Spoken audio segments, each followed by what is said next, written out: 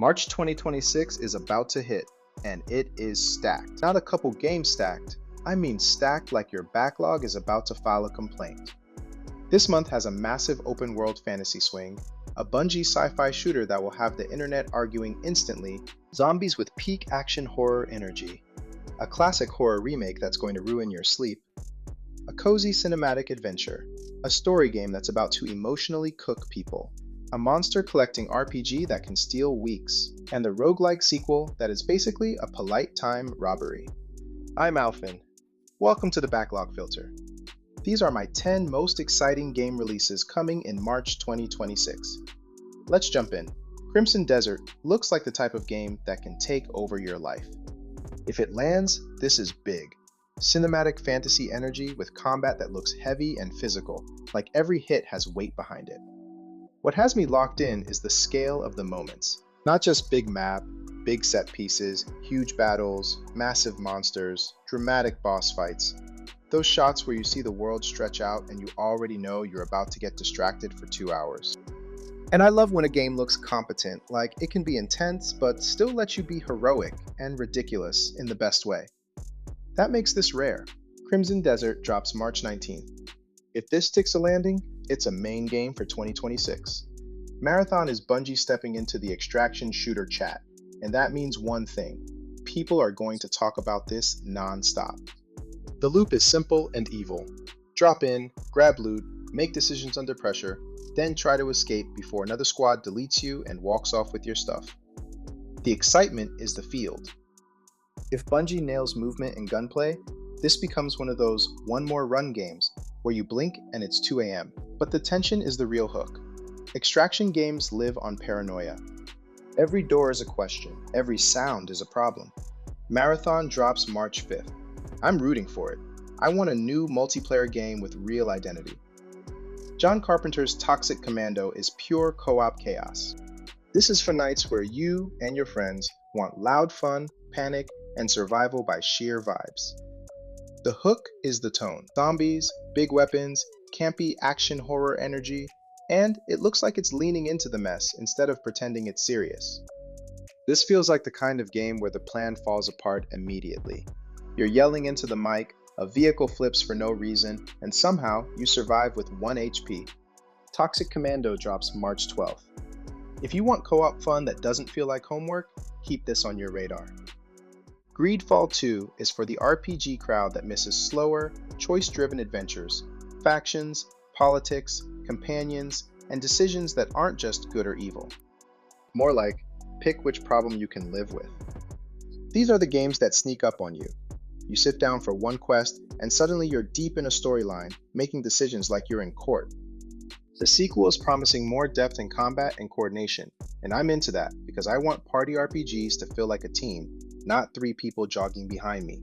Greedfall 2, The Dying World drops March 12th. If you want a story heavier RPG with adventure energy, this one's worth watching. Monster Hunter Stories 3 is a different kind of addiction. Mainline Monster Hunter is about hunting huge monsters with precision. Stories is about bonding with monsters, collecting them, building a squad, and living that turn-based team builder life. And it works because Monster Hunter creatures are already cool. So the moment you can build a dream team of them, it's over. You're locked in. The combat is matchup focused, but the real hook is progression. New monsters, new builds, new combos. That one more upgrade feeling that turns into 3 hours. Monster Hunter Stories 3 drops March 13th. If you want a long comfort game that still feels exciting, this could be your March takeover. Life is Strange Reunion feels like a narrative event. This series is never just play and move on. It's play and then think about it later. The hook is emotional pressure, friendships, memories, consequences. That Life is Strange energy where one conversation can feel like a turning point. And you're staring at dialogue options like you're defusing a bomb. And you already know what happens when a Life is Strange game drops. People cry, people argue about choices. Bullets fly. Life is Strange Reunion drops March 26th. If you love story games that hit hard, this is a big one. Planet of Lana 2 is the calm, cinematic palate cleanser in a month full of chaos. This is the headphones on, lights low, just vibe game.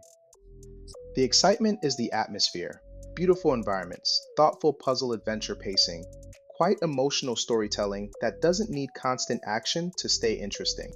Sometimes the best backlog pick is the game that lowers your stress instead of raising it. Planet of Lana 2 drops March 5th. If you want something cozy but meaningful, don't skip this. Fatal Frame 2 is classic Japanese horror, and the hook is still one of the best in the genre. You fight ghosts with the camera, which means the game forces you to look directly at what you're afraid of. That is evil, and I love it. The remake is the exciting part. Better visuals, better lighting, modern quality of life improvements, and hopefully controls that feel good for people who didn't grow up wrestling older camera systems. Fatal Frame isn't run and gun. It's dread. It's atmosphere. It's playing at night and immediately regretting it. Fatal Frame drops March 12th. If you want horror that feels truly different, this is a must-watch. Slay the Spire 2 is not a game. It's a lifestyle risk. The first Slay the Spire is one of those games where you start a run for fun, then you look up and time is gone because the loop is perfect.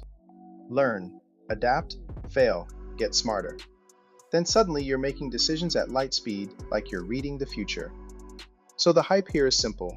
New cards, new characters, new systems, new ways to build something completely broken and call it strategy. And early access is the fun era because the community discovers ridiculous combos in real time. Slay the Spire 2 hits early access March 5th. If you like smart games that steal your time politely, this might be your March addiction.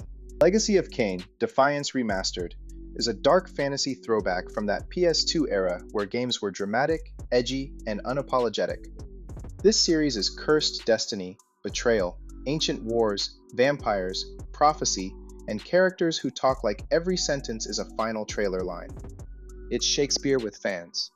And for a remaster, the upgrades matter. If they modernize the camera and controls while keeping the tone, it goes from nostalgia to actually playable. Legacy of Kain Defiance Remastered drops March 3rd. If you've never played it, this is a clean entry point, and if you already love it, this is basically a celebration. Well folks, thanks for watching. Which of these are you playing day one, and which one are you waiting on reviews for? Let me know in the comments, and if you enjoyed this, hit like and subscribe for more. I'll be posting every few days.